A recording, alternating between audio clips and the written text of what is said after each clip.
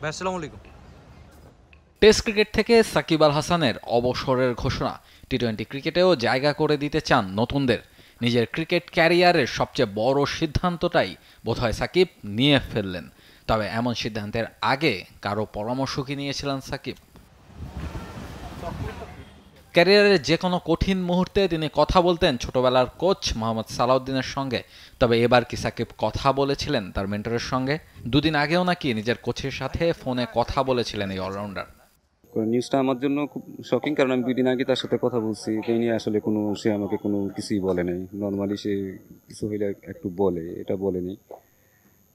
But হয়তো মনে হয় যে যদি বলতো হয়তো আমি হয়তো চেঞ্জ করার চেষ্টা করতাম বা কিছু একটা বলতাম, এই কারণে হয়তো বলেনি। আমি জানি না কী কারণে। বাট শক্ত হইলেও আমি মনে করি যে সাকিব ও ওর ভালোটা বুঝে এবং ও জানে আসলে ও কী করতে চাচ্ছে, কী করবে না করবে, কীভাবে তার ক্রিকেটটা আগায় নিয়ে যাবে।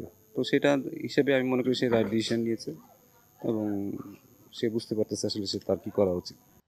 বিগত সরকারের সাংসদ থাকার কারণেই মূলত এই মুহূর্তে তার দেশে ফেরা নিয়ে একটা জটিলতার তৈরি হয়েছে। আর খেলোয়াড় থাকা অবস্থায় সাকিবের রাজনীতিতে জড়ানো কোনোভাবেই সমর্থন করেন না তার কোচ। সে কারণে অনেকদিন কথাও বলেননি প্রিয় শিষ্যের সঙ্গে। এই একটা ব্যাপারে আমি সবসময় সাকিবের এগেনস্টে ছিলাম। কোনোদিন আমি এই সাপোর্টটা আমি করিনি। এই কারণে আমি একবার অনেক দিন তার সাথে কথাও বলিনি যে কেন এখানে আসতে হবে। এটা আমি কোনো সময় সাপোর্ট করিনি, এটা আমি এখনও সাপোর্ট করি না। কারণ আমি বাংলাদেশের রাজনৈতিক পরিস্থিতি আমি বুঝি। তা আমি কোনো কালে এটা সাপোর্ট করি নাই। এটা তার একান্ত ব্যক্তিগত সিদ্ধান্ত ছিল এবং আমি জানি না কেন নিয়েছে। বাট আমি কোনো দিন এখনও যদি আমাকে বলে কেউ, আমি এটা এখনও আমি সাপোর্ট করি না। রাজনৈতিকভাবে খেলা ছেড়ার পরে যদি করতো সেটা অন্য ব্যাপার ছিল, বাট খেলার মধ্যে আমি কখনো এটা কোনো কালেই সাপোর্ট করি নাই। এর জন্য আমার সাথে সাকিবের অনেক দিন কথা হয় নাই। আমি অনেক রাগ করছিলাম, আমি অনেকবার না করছি, সেটা কেউ জানে না। বাট আমি অনেক চেষ্টা করেছি, বাট আনফর্চুনেটলি হয় নাই। কারণ একটা সময় তো ছেলেরা যখন ছোট থাকে তখন হয়তো আমার কথা সব শুনবে, একটা সময় যখন বড় হয়ে যায় তখন তো আসলে অনেক কিছু আমার হাতে থাকে না। আমার বোঝানোর কাছে আমি বুঝাইছি, তারপরেরটা সে তার ডিসিশনটা সে নিছে। বাট এটা আমি কখনোই আসলে কোনো কালেই সাপোর্ট করি না।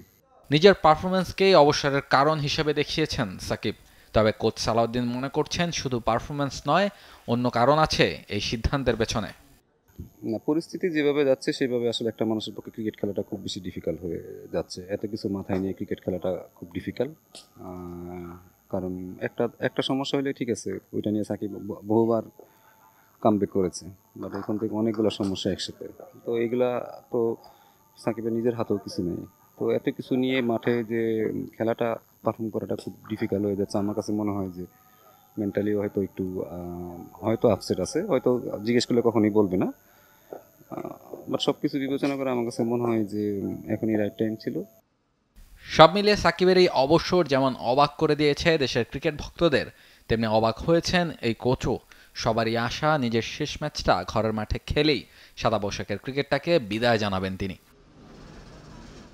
রাহুল রয়, T Sports. For more updates, subscribe to our YouTube channel and click on the bell icon. Follow us on Facebook and Instagram.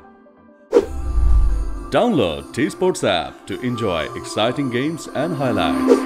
Visit tsports.com.